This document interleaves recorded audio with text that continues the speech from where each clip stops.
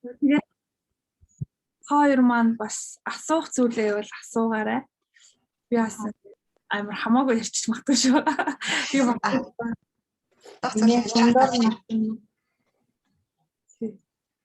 Тэгээ нэг гомь ярьжсэн шүү дээ тий. Гомь хизээ яаж идэх үү гэдэг гээд хөөхдөд гомь. Яг сонирхолтой зүйл ярьчихсан. Амар иддэг. Би хүүгээ ингээд идээ ийм гэхээр зэрэг би тэгэл манай найзууд бүгдөө л иддэг шүү. Манай найзуудын аав ээж ч гэсэн ингээд идэл солонгос хүмүүс бүгдөө иддэг байхад бид нар зүгээр л штэ гэж ярьдаг байхгүй юу? Гэтэ нэг хоёр зүйл байгаа. Хит хитэн зүйл байна. Нэгдүгээр болохоор зэрэг ходоодон дагуулгад хеликобактер гэж байдаг. Мөн одоо хүний хэвийн бичил бактериуд гэж байх ёстой хэвийн бичил флорууд гэж байдаг хгүй. Тэгээд хүний бид байгаа тэр хеликобактер нь хоёр хэлбэртэй. Нэг нь халуун ногоон тэсвэртэй болон тэсвэргүй гэж байдаг. Тэр болохоор зэрэг солонгос хүмүүс ч юм болохоор зэрэг бүр угаасаа төрлөхөөсөө цусандаа одоо энэ амьдралынхаа орчин нөхцөл тохируул таарад те эдгээр багаасаа нэг кимчи дээр идээд ингээд өссөн учраас нутаг ус нь бүх юм чиглэлгээр онцгойтой болохоор тэд нар ингээд идсэн ч гэсэндээ хүлээж аваад тэрийг нэгдүгээрт одоо тэр халуун ногоотой зүйлээ тэгтэл манай монголчууд болохоор зэрэг эхлээд ирсэн монголчууд халуун ногоотой юм идэхээр бараг л нэг кимчигээрээ бөксөө хорстол жилүүдээ тэгэж хал юу идлээ мэдлээ гэж тэгэж халуун ногоотой идлээ гэж яриад байсан шүү дээ. Тэр болохоор зэрэг бидний нэг одоо ходоодонд байгаа пигмент маань амилаза маань тэр халуун ногоог хүлээж авах чадваргүй хеликобактерт тийм тэсвэргүй тийм одоо юутайгаа. Тэгээд бид нар Монголд очлоо шүү дээ. Монголд очиод эргээд нөгөө Монгол хоолоо ингээд идээд явхаар зэрэг тэр тохирохгүй аль хэдийн одоо ихэнх хүмүүс ходоодны архаг үргэлжлэлтэй ходоодны шархлаатай болцсон Монголд очиж байдаг. Тэгэхээр зэрэг яг бидний одоо юунд ходоодонд байх тэр хэвийн бичил флор болон тэр хеликобактертэй холбоотой. Тэгээ хеликобактер маань өөрөө дотроо 2-3 төрлийн байдаг учраас тийм байгаа шүү. За тэгээд зайлшгүйгээр одоо байнга л эрүүл хооллол байж чадахгүй шүү дээ. Тэгэл хаяа одоо бэлэнгоймын идэх тохиолдлууд бас байна. Янз бүрийн одоо бургер ч юм уу одоо бэлэн чикенч те янз бүрийн идэх тохиолдол байна. Энэ дээр болохоор зэрэг одоо баг бүх супермаркетуудаар зарагдаж байгаа. Лактопид гэдэг дээ шүү дээ. Одоо хэвийн бичил флор. За. Бибидобактер гэдэг юм шар үйтэй тэгэл өөр янз янзын хил үйтэй байдаг. Тэрийг бүр зүгээр л байнга өдөр тутмынхаа хэрэглээ болгоод хэрэглээ заншчих юм бол бид нар ходоодны өрөвслөөс айх хэрэггүй гэсэн. За. Тэгэхгүй бол тэр нөгөө бидний идээд байгаа тэр гомонд чинь ерөөсөө хүмүүст ашигтай тэр зүйл бараг нэгч байхгүй хамгийн хурдан одоо хэдхэн секунд 10 секундын дотор халуун усанд ингээд бондоогоор том болчихж штэ тэрэн дотор ч амар олон нөгөө нэг хими элементүүд байгаа байхгүй түргэн боловсруулах Тэгэхээр хамгийн энгийнээр дарах зүйл бол яг тэр хэвийн бичил флор ходоодныхоо хэвийн бичил флорыг нэгт аягүй сайн барих хэрэгтэй. Тэгээд омега 3-ыг өдөр тутамдаа хэрэглэх хэрэгтэй. Тэгэх юм бол яг нөгөө ходоодны маань хүчил шүлтийн тэнцвэртэй байдал ингээд сайн баригдаад тэгээд яг хуу байнга идэж байгаа юм биш. Ядаж ингээд хаяа ингээд 7 хоногт нэг юм уу 2 удаа идэхэд таны одоо ходоод чинь өргөсөлтэй болох магадлал бага байна гэсэн. Солонгосчууд ингээд та нар анзаарч бол маш олон төрлийн ингээд юмнууд амдаа игээл идэлээд штэ одоо ингээд элэг хамгаална гэж идээд. Тэр нь бүр айгүй зөв. Тэгээд бас илгээ маш сайн хамгаалах хэрэгтэй. Бидний элэг бол одоо бидний тусаар эргэлж байгаа бүх хорт нэгдлүүдийг одоо шүүж байгаа цорын ганц эрхтэн. Тийм болохоор бид нар тэр элэгнийхээ яаж хөнгөн байх вэ? Би юу гэдэх юм бол миний элэгний фильтр хөнгөн байх вэ гэдгийг аюул сайн бодох хэрэгтэй. Тэгэхээр зэрэг бид нар одоо их одоо өндөр молекултай уурга ихтэй ч юм уу янз бүрийн тийм хими элемент ихтэй тийм зүйлийг идээл хахад бидний элгэн дээр очиод одоо шүүлтүрийн процесс их удаашрал байна. Ялангуяа одоо элэгний тэр шүүлтүрийн процесс бол этилийн спиртэнд ерөөсөө одоо тэнцвэр байдаггүй. Та бүхэн ингээд одоо төсөөлөд үзэлтэй юуны шүүлтүр байдаг шүү дээ тий. одоо цайны шаар шүүдэг шүүлтүүр байдаг штэ. Аха. Тэрнээр ингээд бид цайны шаараа шүүдэг ч юм уу одоо будаа эднэр ингээд шүүгээд ахаар хамгийн том ширхэгтэй юмнууд нь ингэж үлдээд битүүрчтэй штэ. Яг тэрнээ адилхан этилийн спирт тийм. Этилийн спирт одоо бидний элэгний шүүлтүүрээр гарч чадахгүй тэн дээр очиод байгаа л гэдэг. Тийм болохоор одоо бид нар хэр их алкогол хэрглэж гин төдий чинээ бидний элэг маань муудж гин элэг өөрчлөлт гэж ярьдаг те тэр элэг болохоор зэрэг элгээр маань одоо тригглицерид холестерол одоо бага нэгтрэлтэй липопротеин холестерол гэж ярьдаг тэрний хэмжээ шүүгдгүйгээр цуснд ингээд ихсэлэн гэсэн. Тэгснээрээ бид нар бодисын сарцааны хам шинжээ өөрчлөлтөнд орж ин таргалалттай болж ин те янз бүрийн одоо суур эмгэгийн хамгийн одоо гол хүчин зүйл тэр элгээр одоо явж байгаа тэр фильтртэй маань цусны одоо эргэлттэй холбоотой шүү гэдэг хэлье. За sorry ойлгомжтой байна уу те ойлгохгүй зүйлээ бол хамаагүй миний яриаг таслаад асуух зүйлээ ингээд асуугаад би бодохдоо энэ айгу чөлөөтэй ярьцлага гэж бодоод байгаа штэ зөв. Тийм зөв.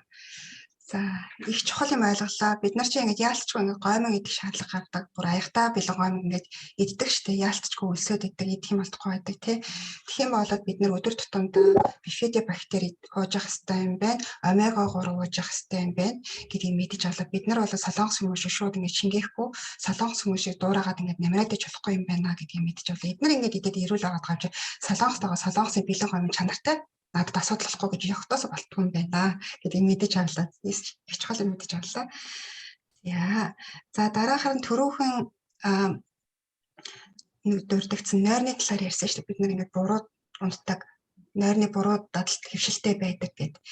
Тэгвэл ингээд ерөөхдөө ингээд шишээлхтэй, ачаалхтэй ингэж байгаа одоо улсууд чинь ингээд ажил амьдралаа ингээд яаж ингээд тэнцвэртэй ингэж авч явахын тулд одоо хэдээс хэдэн цагийн хооронд хэр удаан хугацаатай яаж унтвал ингээд нойроо ингээд зөв авч явж гин, зөв унтж гин гэж үзсэх вэ?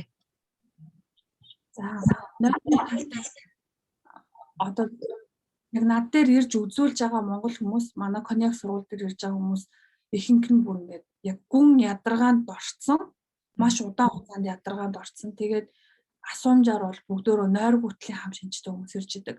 Тэгээд их чинь ингээд сайн унтаж чадахгүй, нахан сайн унтаж чадахгүй бүх зүйлийг ингээд мэдрээд байна те. Ингээ яг нам унтаж чадахгүй байна. Би сайн л унтмаар байна гэдэг. Тэгээд ингээл асуугаал явж байхад тэд нар өөртөө нөгөө нойр гүтэлд хүргэх маш олон зүйлийг хийсэн мэдэг. Хамгийн нэгдүгürt бол энэ дэлгэцэн хамааралтай болсон. Тэгэл орой хурж ирээл одоо ажил нь уул нь бол нэг 6-7 гэж тарж байгаа шүү дээ.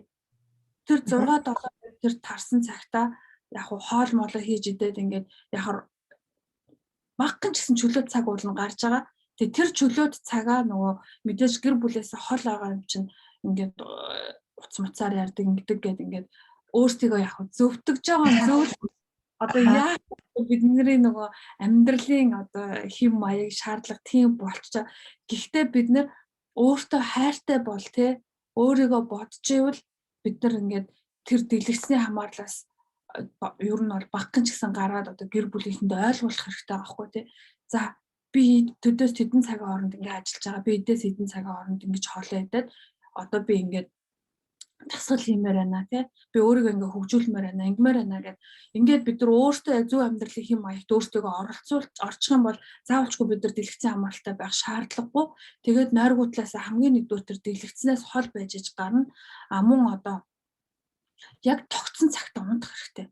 За би одоо 10 цагт унтнаа гэвэл яг 10 цагт. Ер нь бол хүний хамгийн сайн унтах цаг 10-аас 2 цагийн хооронд хүн яг сайн унтчихэж тэр яг бүх одоо эс маань одоо сэргэж эхэлж байгаа. Мөн одоо стресс даавар болох кортизол дааврын хэмжээг маш сайн баланслуулж өгдөг. Тэгээд хүн унтаж амарч чадахгүй болохоор зэрэг кортизол дааврын хэмжээ улам бүр ихсэлэдэг. Тэгэл кортизол дааврын хэмжээ ихсэл ирэхээр зэрэг нөгөө таргалтын даавар чинь өөхөн эдээс ялгарч байгаа. Тэгээ өөхөн эдээс 5 төрлийн даавар ялгардаг. Тэгэхээр зэрэг ялангуяа одоо төрсөн эмэгтэйчүүд те нөгөө төрсөн эмэгтэйчүүд чинь бас айвуух жирэмсэлтэй холбоотой дааврын одоо процессыг явагдаад эхэлсэн. Тэгэхээр зэрэг нөгөө таргалтын дааврыг бол өстой сүп гэл барайл авчдаг. Хөө сайн уу найзаа гэл нөгөө танил найзтайгаа уулзж байгаа юм шиг. За юу ээжээ сайн уу өстой чи ядарч уу кортизол даавар чи ихссэн байна. одоо би тэгвэл чамтай та сайхан найзлаа гэл нөгөө өөхөн хідээс ялгарч байгаа тархалтын даврууд чи илүү их хүрээл очоод үрчин. Тэгэхээр зэрэг хин их унтахгүй байна. Хин их одоо их стресст чинь тий ганц одоо унтахгүй байгаагаас ч биш оюун бодлоор сэтгэл зүгээрээ бас их стресст чинь тэр хүн илүү их тархлах өндөр боломжтой. Тэрнээс биш яг ингээл би даяат хийж байгаа, би хоолны дэглэм барьж байгаа, би өстой иддэггүй штэ, их чинь өстой айгүй жоох иддэг байхгүй гэж хэлдэг байхгүй. Тэгвэл тэр хүний сэтгэл зүрх 50 байна уу? Тэр хүн даавраа яаж зохицуулж ийн гэдэг нь айгүй чухал. Тэр хүн нойрондоо ямар байна? Мөн одоо бодисын солилцоо нь хэр байна? Сарын тэмдэг нь яаж ирж байна те? Ус хэр ууж ийн? Өдөрт ууж байгаа тэр усных нь хэмжээ ямар байна? Тэгэхээр айгүй хуудаг гэж хэлдэг байхгүй. Би усаа маш их уудаг. За та яаж Гэхдээ тэгэл зав гарахаар та сайхан залгилна штэ. Тэгдэг. Тэгэл одоо курума төрөөл явж байхад чинь байн ууж амжихгүй болохоор нэг дор залгичдээ штэ гэл. Нэг бол ингээл хөвжөөж хас үйж байхдаа тэгэл усмасаа уухаа мартал нэг сангаараас та сайхан залгилдээ штэ тэгдэг байхгүй. Тэгээд тэр яа гэм бэ тэр ажил бол ингээл мөнхийн бид нартай байхгүй штэ. Бид нар тэр өдрөө хийгээл дуусгана. Тэгтээ хажуудаа ингээ усаа тавьчаад те баг багаар ингээд залгаад баг багаар ингээд амандаа сайхан шингээгээд те тэгээд уувал илүү сайн үр дүнтэй. Тэгээд бас нөгөө юу иса хийдэг оюутнууд эдэн шүү дээ. Эрэгтэй оюутнууд. Тэгээд тэд нар ингээд дандаа ходоод нь өвдсөн юм байдаг хөөхгүй. Боловч ходоод өвдөд байна. Ингээд тэгэхээр зэрэг би тэгж асуудаг. Та нар хоолоо сайн зажилж идэж гин үү гэж асуудаг. Тэгэхээр амжидгүй шүү дээ. Ингээд шууд ингээд баг уудын шүү дээ хоолыг гэдэг хэвгүй. Тэгэл тэр ойлгомж нь л одоо буруу дадал хөвшил.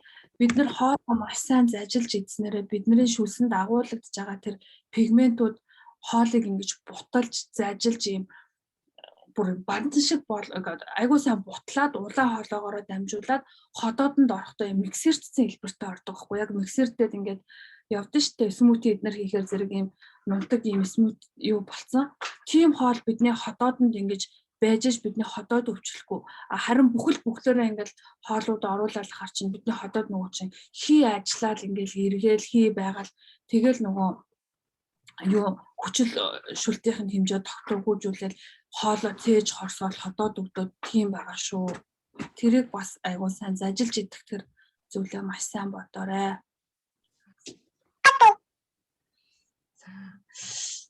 Сая тэгвэл ерөнхийдөө нөгөө 10 цаг ихтэл ер нь унтаад 10-аас 2-ын хооронд л унтчихад ер нь болчих юм ба шүү дээ тий. Тэгээ хооронд яг хүний бүх нөгөө нэг амрах эдис эсвэл амарч идэг дааврууд яг ингээд амраад маргааштай одоо бэлтжидэг байхгүй юу. За одоо айгуу сайхан амарчээ. Одоо энэ рецепторууд ингэж яаж ийн бид нар маргааш илүү их дахин одоо ажиллана гэдэг яг амарч авах үеийн тэгж тарч идэг гэх юм уу. Айгуу энгийнээр тайлбарлаад байгаа шүү за. За. Аха. За ойлголоо. Ерөнхийдөө одоос нөгөө нэг артерийн даралт ихтэлтийн талаар товчхон хэлчихв.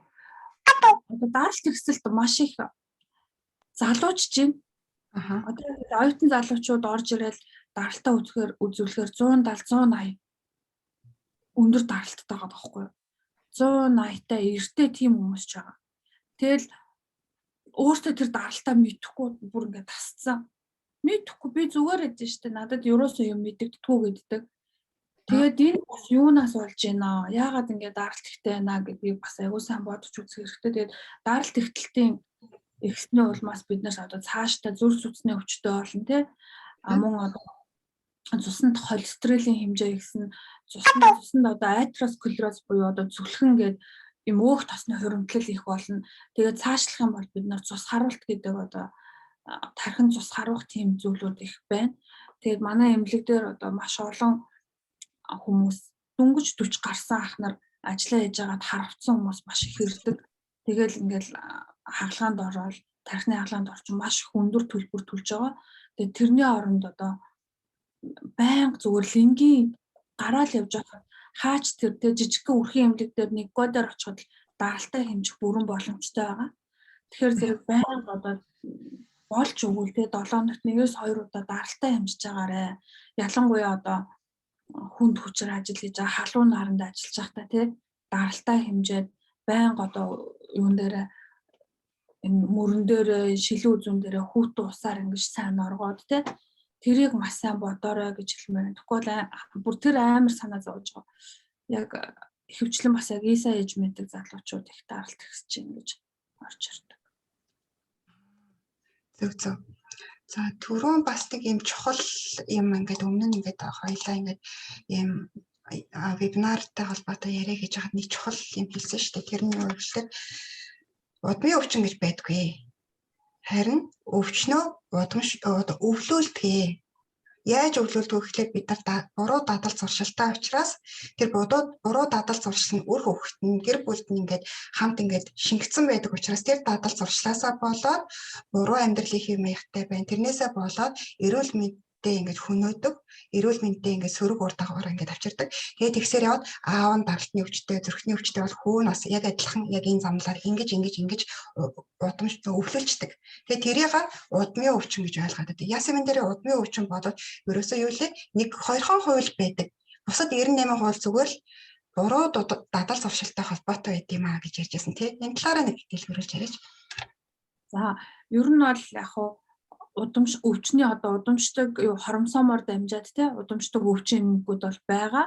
Одоо тухайлх юм бол Дауны синдром ч юм уу янз бүрийн бас ховор тохиолдлууд байдаг. Тэгтээ одоо яг ингээд маш элбэг тохиолдож байгаа. Ялангуяа одоо артерийн даралт хэсэг, зүрх судасны өвчин, тий жихрийн шижин одоо харшил бол яг удамшдаг. Энэ бол зэрэг биднээс хамаарахгүйгээр удамшдаг. Яг ингээд дадал хөвшилтэй холбоотой энэ өвчнгүүд болохоор зэрэг бид нар ингээд хэлдэг ш. Чи даралт хэстэй юм байна тийм. Манай аав угаасаа даралт хэстэй, манайх угаасаа илэгний хавдраар явч тийм үү. Угаасаа илгээр ингээд явчихна. Миний цаг болсон юм байлгүй гэл хүмүүс ингээд бүр ингээд тасцсан. Тийм бишээ тий. Энэ болохоор зэрэг энэ өвчин одоо биднэрт өвлөгдөх биш. Бидний одоо ээж аавын өвөө эмээгийн буруу тэр дадал зуршил өвөө эмээгээс мань ээж аваас минь одоо өвлөгдсөн буруу хоолны дадал зуршил байгаа байхгүй юу? Буруу хооллоод буруу амьдралын хэм маягтай тэгээд тэрнээсээ үүсээд бид нар ингээд жоохноор авсаар агаал одоогийн энд бий болсон. Тэгэхээр зэрэг тэд нар эдгээр одоо буруу дадал зуршлыг бид нар эргээд үр хөвгтдээ өдөрж үлдээхгүй тул бид нар одоо яг өөрчлөлтийг хийх хэрэгтэй тийм. Юуны төлөө бид нар яг ийм өндөр хүчлтэй оронд ажиллаж амьдарч байгаа билээ тийм. Одооноос яг хүүхдүүдтэй өөртөө яг багахан ч гэсэн хөрөнгө оруулалт хийгээд ядчил за би одоо ингээд зөв хоолтны хэм маягт орё. Миний хөрөгчөнд өнөөдөр яг ямар хоол байх ёстой вэ гэдгээ бид нар сонгож чадна шүү дээ. Солонгос харьцангуй ингээд юм бас айгүй боломжийн үнэтэй. Тэгээ бидний бас цалинтай ингээд харьцуулахад бид нар айгүй хямд төсрөөр эрүүл хоолчих өндөр боломжтой. Тэгээд өнөөдөр бид нар сураагүй маа гэхтээ бидний үр хүүхдүүд тэрийг одоо сурах хэрэгтэй. Бид нар багаар суралцаад явж байхад эргээд одоо хүүхдүүд маань том болоод хөрөгчөндөө илүү их одоо чанартай хүнсний бүтээгдэхүүн тэ өөртөө хэрэгтэй хүнсний бүтээгдэхүүнийг сонгож авах тэр суурийг нь бид нар тавина шүү гэж бас хэлмээр байна. За тэгээд өөр юу ярих гэжлээ. Тэр дадал зуршлал яг өвлүүлэх хэрэгтэй. Зөв дадал зуршилтай байгаад өөрсдөө хэрэг буруу ах юм бол тэрийг зөв болгочоод тэгээд зөв болгохноо өөр хүүхдтэй ингээд багаас нь ингэж дасгаж дадал болгож ингэж хөвшөөлөх хэрэгтэй юм байна. Тэгжээж зөв монгол хүн байна, эрүүл монгол хүн байна гэдэг юм байна шүү дээ. Удмын өвчин ер нь ховор шүү, өвчин өвдлөгддөг шүү л гэж анхаарах хэрэгтэй юм тий. Шүү. Тэгээ бас нэг зүйл нөө хоолны савны талаар ярмаар байсан. За. Бид нарыг ингээд баг байхад миний санаж байгаа нэг юм хөнгөн цагаан савнууд их байдаг гэсэн шүү дээ. Тэр хөнгөн цагаан савнд ингээд бантаа эднэр хийгээл те. Тэгээд тэр хөнгөн цагаанаас маш хүнд одоо металлууд ялгарч идэг. Тэрийг ингээд хэрэгэлсэн. Одоо эргээд ингээд харахад зэрэг маш олон одоо ходоодны эмгэгээр өвчлөх их үйлсүр нь тэнцэнээс тавигдчихсан байгаа байхгүй юу. Тэгэхээр бид нар хоолныхоо савыг бас аюул сахарах хэрэгтэй. Би ямар нэгэн одоо байгууллага компани зүйл сурталчлаагүй. Гэхдээ хамгийн сайн чанартай тэр хоолны савыг бас авч хэрэглэх нь аюул зөв шүү. Тэгээд би оюутнууд аюу олон оюутнуудтай аюу ойр байдаг. Тэгээ тэд нэр ингээд нөгөө Daiso-гоос 5,000 вон нэг юм шар Тэгээ алтарт нөгөө нэмди те төмпөн те. Тэгэхээр би болоо бити наатгаа гэдэг. Наатхнаас чи юу ч ялгарч байгаа. Тэгээ 5,000 вон үнэтэй зүйлээстэй чи зүгээр дахиад нэг 15,000 вон нэмээд E-Mart-аас одоо энэ Happy Cola-ыг авчих гээд тэрийг авчих гээд тэгдэг хгүй. Тэр чинь ямар нэг л удаа бид нэр авна штэ. Нэг удаа авчаад би л бараг 5 6 жил нэг савыг хэрэглэдэг байхгүй юу. Тэгэхээр нэг удаа авах юмн дээрээ бид нар тэгэж бас мөнгө хэмнээд яах юм те. Тэгэхээр тэрнээ бас айгуусаа хоол идж байгаа аяга савх мөн одоо савн дээр маш сайн анхаараарай. Тэгээд зарж байгаа бол яг ингээд эрүүл мэндэ боддог хүмүүс салон сууч гэсэн юм зис аяг зис халбаар бас идээд идэв штэ. Тэр ч гэсэн маш их учиртай. Гэтэ бид нар бас хүний нутагт амьдарч байгаа юм чинь тэр болгоныг гүйцээж чадахгүй. Гэтээ өөртөөхөө боломж болцоогоор те яг аль нь надад хэрэгтэй, би алийг хэрэглэх үү яах вэ гэдгээ айгүй сайн бодоод явах юм бол бид нар илүү эрүүл одоо урт удаан амьдрах боломжтой шүү гэдэг хэлмээр. За ажиллаа. Баярлалаа. Ер нь ингээд нөгөө юу гэж хичнээн бид нар үнэтэй, цайтай, эрүүл, шин гэсэн болгоныг нэг хүнсний ногоо, жимс итер гэж авдаг хэрнээ ногоогоо айлгаж байгаа хутхан тий хоолоо хийж байгаа төмпөн савн, хутгаж байгаа савн, халбагж байгаа халбас авах нь ингээл чанаргүй болоод ирэх юм бол тэр бүхний чи үгүй болгоод нөгөө юу эрүүл хоол байтугай тий хор амлууга хийх хэрэг хэмжээний л болт юм ба шүү дээ. Тэр хэмжээгээр савсуулгандаа, халбас ирэндээ, хутгандаа их анхаарал хандуулаарай, ач холбогдол өгөөрэй гэсэн их одоо чухал зөвлөгөө байлаа шүү дээ тий. Нөгөө юунд гол фокусаа тавих уу гэдгээ амар сайн бодох хэрэгтэй шүү.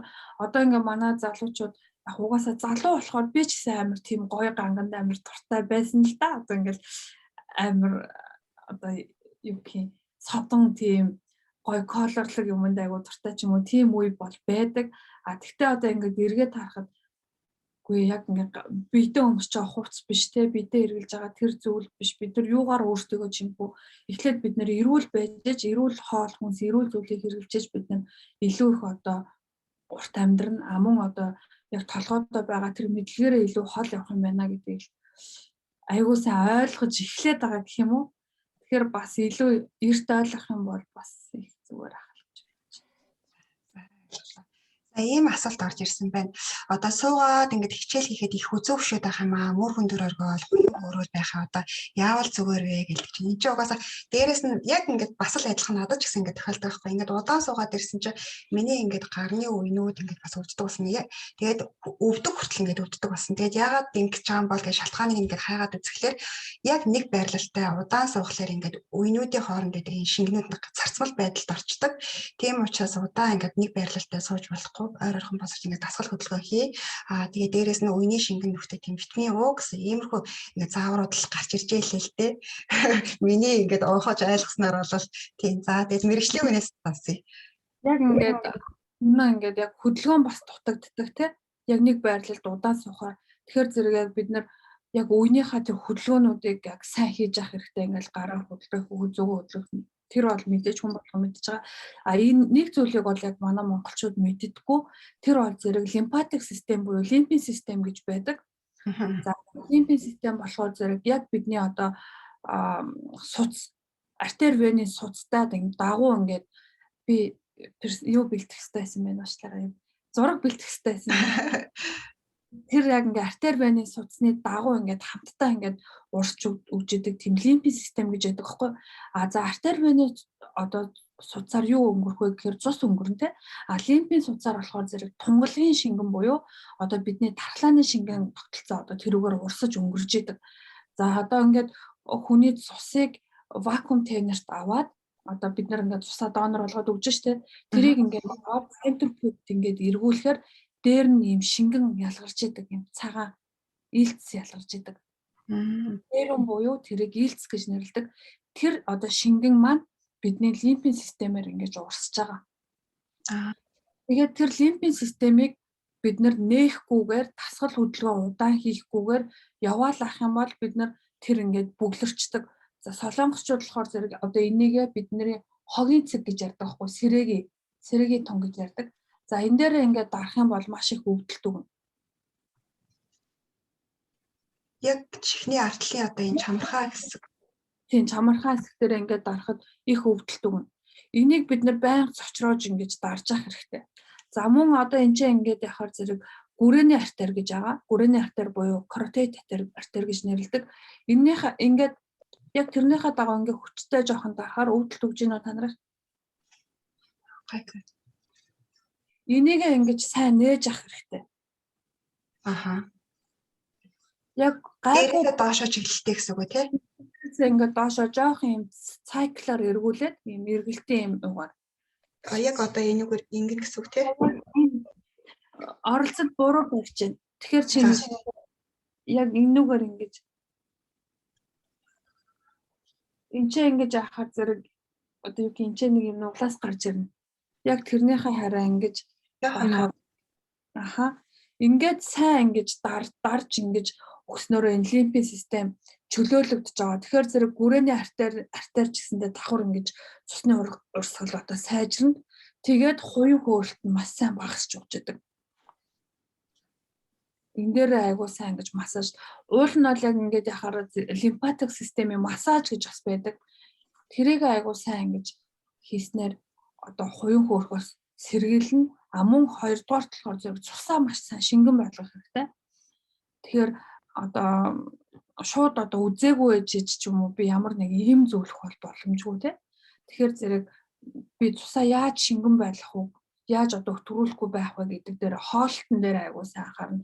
Одоо ууж байгаа зүйл дээр анхаарна. Тасгал хөдөлгөөн дээр л одоо яг хувь хүн талаасаа би юу хийж чадах вэ гэдэг дээр анхаарад бүр ингээд цаашлуул одоо бүр одоо юу ч хөшөөд те хуйн хөөрөөд бүр болох байх юм бол эмчит хандаад хуйн хөөрөлтийн эсрэг одоо тарианууд бас байдаг. Нэг бол бомб, татлаг, массаж гэдэг олон зүйлийг бас хийх боломжтой гэж хэлмээр. За дараагийн ийм асуулт байна. Өвдөгний зөөлөн эдийн хаалгаад орсон хүний хөл хавтаад ус дахин ахуулаад байгаа ямар эмчилгээ хийх вэ? Байнга шаарддаг гэнэ. Ерөөсөө зүгээр болохгүй байна гэж. Өвдөгний зөөлөн эдийн хаалганд орсон тий. Тэгээд одоо хөл нь хавддаг. Тэгээд усаа дахин хэд хэдэн удаа ахуулсан. Тэгээд байнгын загвартай байдаг, шараад байдаг, шарлах хэлэгдэг. Тэгсээр нэл ингээд ерөөсөө олигтой болохгүй байна. За өвдөг маань өөрөө юм тулгуур ихтэн байгаа хоорондоо ингэж хоёр юм ясаар ингэж холбогдож идэг. Дотроо юм жиргэвчтэй. Тэгээд өвдөгний гадуур нь юм бүрхсэн бүрхүүл ээж идэг. Тэгээд тэр ер нь бол ингээд хүмүүс төсөөлөхдөө за энэ дотор ингээд шингэн урсаад байна. Тэгээд тэр шингэн ингээд байхгүй болчиход юм гэж бодоод идэг. А тэгтэл тэр нөгөө нэг жиргэвч гэдэг байгаа юм бүрхүүл маань өвдөгний тэр гаднаагаа тэр бүрхүүл маань өөрөө нэмгрээд одоо хөгшрөх тусам ч юм уу, жин ихсэх тусам ч юм уу ингээд байглаараа бас нэмгэрэх тохиолдол байдаг. Тэгснээрээ одоо зэрэг бидний өвдөг их өвдөд байгаа. Тэгээд зарим тохиолдолд бол тэрнийхээ өвдөгнийхээ тэр зөөлөвчнөөс ингэж татаад шингэн гарч идэг. Тэр шингэнээ аваад эргүүлээд нөгөө өвдөлт намдаах тэр шингэнийг нөхөх тэр зүйлийг бол тарилгыг эмнэлгийн нөхцөлд бол хийлэгдэг. А бүр болохгүй тэр жиргэвч нь тэр зөөлөн эдэн ингээд урагдцсан бүрхүүл нь ингээд урагдцсан ч юм уу жиргэвч нь ингээд нэмгэрсэн гэмтцэн тохиолдолд бол яалтч аргагүй хагалгаанд ордог байгаа. Тэгээд тэр хагалгаанд ортлоо явахгүй байхад л бид нэр аягуусаа анхаарах хэрэгтэй. Тэгэхээр зэрэг байн бас яг ингээд тэр шингэн нөхөх тариаг бас хийлгээд байх нь тийм ч бас сайн хэрэг биш. Тэгээд тэрийг бол бүр одоо нэгэнт хагалгаанд орсон зөөлөн эдэнд гэмтцэн тэгээд байн өвдөд байгаа бол яг мэрэгжлийнхаа эмчтэр очиод юуны түрүүнд хамгийн эхлээд X-ray зураг авахулах хэрэгтэй. Тэгээд яг хаана ямар одоо зүйл вэ гэдгээс шалтгаалаад яг тохирсон эмчилгээг хийн. Тэгээд эмчилгээ хийлэхдээ бол зэрэг олон төрлийн эмчилгээнүүд байгаа шүү дээ. Дүүрхэх эмчилгээ, дотор авах эмчилгээ, үе мөчний өвдөлт намдаах гэдэг олон төрлийн эмчилгээ байгаа болохоор зэрэг яг мэрэгжлийн эмчтэй л хандаарай л гэж хэлмээр. Ингээд ийм болвол яг ямар дасгал хөдөлгөөн хийвэл дээр вэ? Эмчтэйгээ сайн ойлголцдгүй гинэ. Одоо яг нөгөө хөлгийнхөө шилбийн булчинг аягүй сайн хөгжүүлэх тэр дасгалыг хийх хэрэгтэй. Одоо хөлчин тулгуур ихтэн байгаа шүү дээ. Тэгэхээр зэрэг тэр эхлээд юуны төрөнд одоо өвдгөндөө ачаал өгөхгүйгээр шилдэнийхээ булчин хөгжүүлэх дасгалыг YouTube-ээс хайгаад үзээрэй. Тэгэхээр тэр зөндөө олон дасгалууд байгаа. Тэр шилбийн булчин сайн хөгжиж одоо шилб ирээн булчин маань сайн хөгжиж илүү их нөгөө нэг тэнцвэрээ олно гэсэн үг. Тэгэхээр зэрэг бид нар ингээд юм өргөсөн ч гэсэндээ өвдгөн дээр их ачааллахгүйгээр яг хөлнийхээ давхаа хэсэг мөн энэ шил ирээн булчин дээр ингэж тэнцвэрээ хадгална гэсэн үг. Тэр тасаг сайн байна. Булчин бүр хүнд амар чухал юм байна гэдгийг би энэ жил аягүй сайн ойлгоод байгаа. Надад бас дахиад нөгөө мессеж хурж ирээд нөгөө 40 минут болох гэдэг шүү эдгээр гээд би сая дахиад ID нуус дугаар эднэр оруулчихлаа. Би чаар энэ буруу шүү. Би дахиад шинийг оруулъя. Саяны болохоор буруу байна. За нурууны дисктэй хүн юм асуусан байна те. За нурууны дисктэй нуруу нь өвдөж яадаг хүн бол одоо нэгэнт дисктэй ингээ жир хүч юу ингээ суудсан ч юм уу диск нь эргэцсэн бол одоо энд бол айгүй хагалгаанд ор гэж зөвлөдөг. Гэхдээ хагалгаанд орохоос өмнө бидний хийж чадах зүйл болохоор зэрэг тэр нурууныхаа сэр нуруугаа дагсан талбиз булчин байгаа штэ. Тэрийг л маш сайн суллаж өгөх хэрэгтэй. Тэрийг чангаруулахгүй л ахаар тэ. Тэгэл тэр нурууны тэр юм ирээн талбиз булчин чангарчгал юм бол эргээл нөгөө нуруун дээр чинь их ачаал өгөөд нурууны диск дээр их ачаал өгөөд эрлүү их суух процессын их юу байдаг тэлдэг гэсэн үг. Зөв. За ойлголоо. За ерөнхийдөө нөгөө гэр бүлтэй холбоотой бас л ингээд асуудал ингээд ярих хэрэгтэй болж байгаа нөх хүүхдтэйгээ гэр бүлээр ингээд амьдарч байгаа учраас за тэгээд үүнтэй холбоотой бас нэг юм асуулт орж ирсэн байна л да. Одоо жирэмсэн хүн одоо юу идэж болох вэ? Юу идэж болохгүй? Хоригддог хүнс нь яг юу идэм болоо гэдэг нэг юм асуулт орж ирсэн байна. За жирэмсэн хүмүүс болохоор зэрэг юуны түрүүнд аннаас идэж болтгоо тэрийг бас сайн мэдэж аваад аннаас болохоор зэрэг ялангуяа Европын орнуудад одоо төрхөн дөхөөд ирсэн те жирэмснийхаа 3 дугаар үе буюу одоо сүүлийнхаа 38-аас 39 дахь нэдэл дээр байгаа хүмүүст одоо хурдан төрөх зорилгоор савны амсар нэг зорилгоор одоо аннасыг иддэм байлаа. Тэгэхээр зэрэг аннасыг жирэмсэн хүмүүс ер нь бол иддэггүй. Амун одоо төрөл бүрийн дутуу боловсруулсан хагас боловсруулсан махан бүтээтгүүнийг иддэггүй. Одоо солонгосчуудтай профессор өдөртэй хоолнд орж авахаар амар үнэтэй мах гээл нөгөө түүхийн мах өгөх гээд байдсан шүү дээ. Тэр үед хэрвээ жирэмсэн бол тэр махыг идэхгүй. Мөн янз бүрийн сүши идэхгүй байвал зүгээр. Ягаад гэвэл тэрүүгээр нөгөө нэг халдвар орох магадлал амар өндөр байдаг. Тэгэхээр сүши түүхий загсыг идэхгүй байх хэрэгтэй. Тоор гэд бас жимс өгдөө шүү дээ. Тэр тоор нөгөө маш их харшил төрүүлэх шинж чанартай учраас тэрийг ингээд жирэмсэн байхдаа ихээр идэх юм бол эргээд нөгөө нэг харчламтгай болох магадлал айгүй өндөр байдаг. Өөрөө харчламтгай болно гэсэн үг тий? Өөрөө харчламтгай хүүхдэн ч гэсэндээ харчламтгай болох магадлал их өндөртэй байдаг. Үүний оронд болохоор зэрэг нөгөө монголоор ч юм тэр ангахаа самар гэдэг дээ шүү дээ. Тий. Тэр жоохон жижигхэн цагаан ястай тий? Яастай. Тэрийг илүү жирэмсэн үйдүүл их сайн. Тэгээд аал монд буйс самар гэж яддаг те монголоор. Тэрийг бас яг тунгийн тааруулаад тоогийн тааруулаад идүүлээгүй зүгээр. Үзэм мөн одоо гайдал жимс банан те бананд маш их кальц магний агуулгадаг учраас бананыг бас сайн идээрэй гэж зөвлөмөр байна. Иймэрхүү. За нэгэнд одоо жирэмсэн одоо ээж яриад эхэлсэн юм чинь тэгвэл төрсний дараа няраагаа одоо яаж асрах вэ? Няраа одоо анхны бор хоол тэгээ дээрэс нь төрсний дараах одоо ээж яаж гамгах вэ? Ялангуяа ингээд солонгос гадаад улсад ингээд төрж байгаа ингээд залуу ээжүүдтэй харахаар ингээд ээж нь ах トゥ хамаатан садан байхгүй яалчгүй л өөрөө нөгөө хоол хүнсийг хийх хэрэгтэй болж байгаа хүүхдээ асрах хэрэгтэй болж байгаа нөгөө гам алдагдаг тий.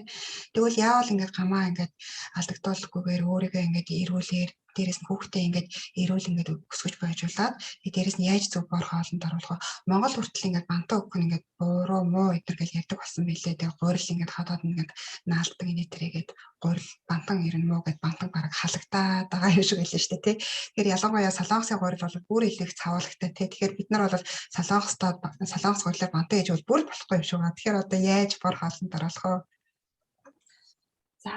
За нэгэнд жирэмсэн ээжийн талаар яриад эхэлсэн учраас яг жирэмсэн байх хугацаанд сэтгэл готролыг маш сайн даван туулах тийм эрч хүчтэй байх хэрэгтэй.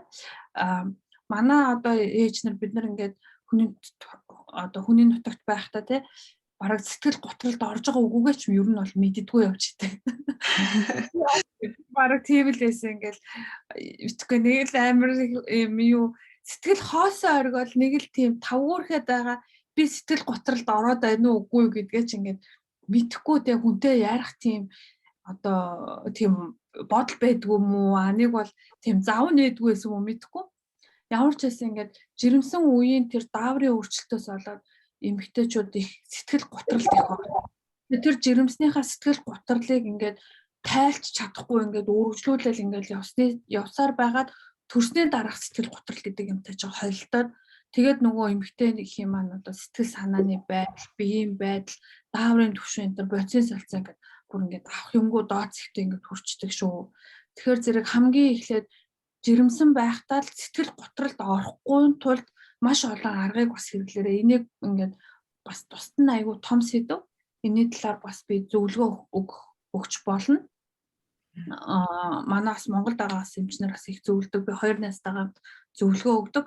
Тэгээ энэ талаар бас их зөвлөгөө авч болно. Одоо хүүхдэд төрүүлсний дараа яах вэ? Тэ жирэмсэн байхдаа сэтгэл готрлаас ингээд өөрийгөө нэгт хамгаална, хоолтон дээрээ сайн анхаарах хэрэгтэй. За хүүхд маань нэгэнт ингээд төрчлөө, ээж аав нь ирэх боломжгүй байна. Тэгээд одоо маш олон ээж нар холбогддог. Монголоос ингээд намайг хүүхдээ ингээд байна, тэгээд байна, ингэж эмчэд үзвэл шаардлагатай найрлахгүй байна, нэмийгүү гэсэн. Одоо би яах вэ гэж аюу хоолнд хийдэг. За нэгдүгээр хин нэгэн одоо Монголоос зөвлөж байгаа эмээ өвөө ээж аавынхаа зөвлөгөөг бити дагаарэ гэж хэлмээр. Ямар ч үндэслэлгүй нөгөө нотлохонд суйрлагдаагүй тийм зүйлийг бити дагаарай. Одоо бүх эмчнэр олон улсын эмчнэр болохоор зэрэг бүгдөө нотлохонд суурилсан up to date гэдэг нэг одоо системнээс бид нар уншаад бүгдөө яг юм хөтөлбөрийн дагуу бүх тэр эмчилгээ хийдэг байгаа. Тэгэхээр зэрэг хэлийг нь ойлгохгүй байсан ч гэсэн тэр одоо Монгол эмчийг сайн зөвлөхгүй маа гэж хэлдэг байхгүй юу? Ямар ч тангарах өргөсөн эмч сайн зөвлөхгүй байлаа гэд тэр хүүхдийг одоо юу гэх юм аюулд очруулахаар тэр зүйлийг хийхгүй. Тийм болохоор нэгдүгээрт үзүүлж байгаа эмчээ сайн дагаарай гэж зөвлөмөр байна. А хоёрдугаарт хүүхдийн асаргаа сувилгаа гэдэг зүйл маш одоо чухал зүйл нэг. Маш сайн асаргаа сувилгаатай хүүхдийн өвдөх магадлал бол бараг 80% буурж идэг. Тэгэхээр зэрэг тэр асаргаа сувилгаагаа зөв хийж гинөө ямар ч ээж бас ямар ч аав хүүхдээ буруу асаргаа сувилгаанд оруулъя гэж бодохгүй. Тэгэхээр бидний нөгөө нэг эрүүл мэндийн боловсрал тэр хүүхдээ асарч сувлах тэр боловсрал нэмгэн мэдхгүй байгаагаасаа болоод бид нар айгүй том алдаанд ингээд хүрчдэг. Тэгээд энэ чинь бас нөгөө нэг бурхны бизэр гэж ярьдэн штэ манайхаа. Тэр амьдарч байгаа ээж аав нар их байгаа. Тэгээд нөгөө мэдхгүй ингээд тэр зүйлээсээ болоод хүүхдээ эмнэлэгт үзүүлж чадахгүй ч юм уу. Нэг бол хүүхдээ маш өндөр төлбөртэй одоо эмнэлэгт үзүүлэх тийм одоо эрсдэлд ордог. Тэгэхээр зэрэг айл болохоор жирэмсэн байхдаа ганцхан ээж биш аав ээж хоёр нь хоёулаа хүүхдээ хэрхэн асарч зөв бойжуулах уу гэдэг зүйл дээр аягүй сайн анхаараарай гэж хэлмээр байна. Тэгээд нэраа хүүхдийн асаргаа суулгаа гэдээ маш том сэдв болохоор зэрэг дахиад ингээд ярихаар бас бидний цаг хүрэхгүй байх гэж би санаад